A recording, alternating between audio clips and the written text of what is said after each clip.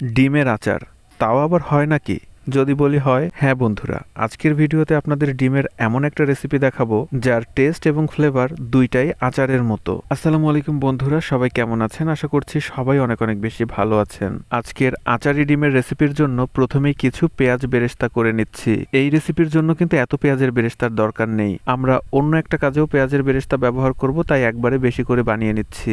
বেরেস্তা বানানোর পর এখন আমাদের লাগবে একটা সিদ্ধ বেগুন। প্রথমে বেগুনটার খোসাটা আলাদা করার পর হাত দিয়ে বেগুনটাকে ভালোভাবে ম্যাশ করে নেব।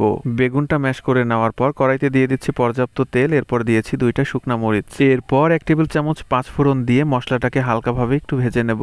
এই রেসিপিতে 5 ফোড়ন কিন্তু অবশ্যই ব্যবহার করতে হবে। চুলার হিট একদম লোতে রেখে কিন্তু এই মশলাটাকে ভাজতে হবে। 2টা তেজপাতা দেওয়ার পর দিয়ে দিচ্ছি 1 টেবিল চামচ আদা রসুন বাটা। আদা রসুন বাটা দেওয়ার পর এর মধ্যে দিয়ে দিচ্ছি 1.5 টেবিল চামচ জিরা ধনিয়া বাটা। এই রেসিপিটা কিন্তু আপনারা চাইলে সরিষার তেল দিয়েও করতে পারেন। এই মশলা কষানোর সময় কিন্তু চুলার হিট একদমই লো রাখতে হবে। মশলাগুলোকে কিছুক্ষণ কষিয়ে নেওয়ার পর এর মধ্যে দিয়েছি ফালি করা কিছু কাঁচামরিচ।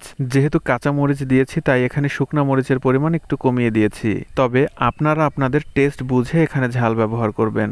মশলাগুলোকে কিছুক্ষণ কষিয়ে নেওয়ার পর এখন এর মধ্যে দিয়ে দিচ্ছি সামান্য পরিমাণে পানি দেওয়ার পর এখন এর মধ্যে দিয়ে দিচ্ছি 1 চা চামচ হলুদ গুঁড়া। মশলাগুলো কষানো হয়ে গেছে, এখন এর মধ্যে দিয়ে দিচ্ছি ম্যাশ করে রাখা বেগুন। এখন এই বেগুনের পেস্ট ভালোভাবে নেড়েচেড়ে এই মশলার সঙ্গে কষিয়ে নেব।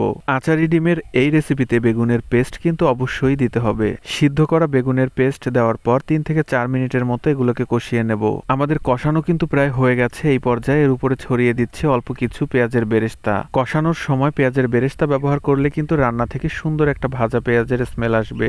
এখন পরিমাণ মতো লবণ দিয়ে আবারও কিছুক্ষণ নেড়েচেড়ে দেওয়ার পর এর মধ্যে দিয়ে দিচ্ছি পরিমাণ মতো ঝোল। তবে এই রেসিপিটা কিন্তু একটু তুলনামূলকভাবে ঘন হবে, তাই ঝোলের পরিমাণ খুব বেশি দেওয়া যাবে না। ঝোল ফুটতে শুরু করেছে, এই পর্যায়ে এর মধ্যে দিয়ে দিচ্ছি সিদ্ধ করা ডিম। এই রেসিপিতে কিন্তু সিদ্ধ করা ডিম ভেজে দেওয়ার দরকার নেই, তবে আপনারা চাইলে সিদ্ধ করা ডিম ভেজেও দিতে পারেন। ডিমগুলো দিয়ে হালকা একটু নেড়েচেড়ে দেওয়ার পর ঢাকনা দিয়ে ঢেকে প্রায় 5 মিনিটের মতো এগুলোকে কুক করে নেব।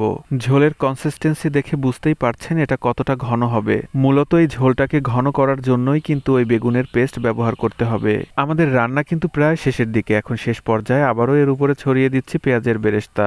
আজকের এই রেসিপির আসল সিক্রেটটা কিন্তু এখনো বাকি থেকে গেছে। রান্নার একদম শেষে এর উপরে দিয়ে দেব 2 থেকে 3 চামচের মতো আচারের মশলা সহ তেল। এখানে আপনারা যে কোনো আচারের তেল মশলা ব্যবহার করতে পারেন। আমাদের আচারি ডিমের রেসিপি কিন্তু একদমই কমপ্লিট। এখন নামানোর আগে এর উপরে ছড়িয়ে দিচ্ছি ভাজা গরম মশলার গুঁড়া। গরম ভাত, পোলাও কিংবা খিচুড়ির সঙ্গে এই আচারি ডিম খেতে কিন্তু দারুণ লাগে। ভিডিওটা শেষ পর্যন্ত দেখার জন্য সবাইকে অসংখ্য ধন্যবাদ। ভিডিওটি ভালো লেগে থাকলে আমার ফেসবুক পেজটাকে ফলো এবং ইউটিউব চ্যানেলটাকে সাবস্ক্রাইব করে দিয়েন। সবাই ভালো থাকবেন। আল্লাহ হাফেজ।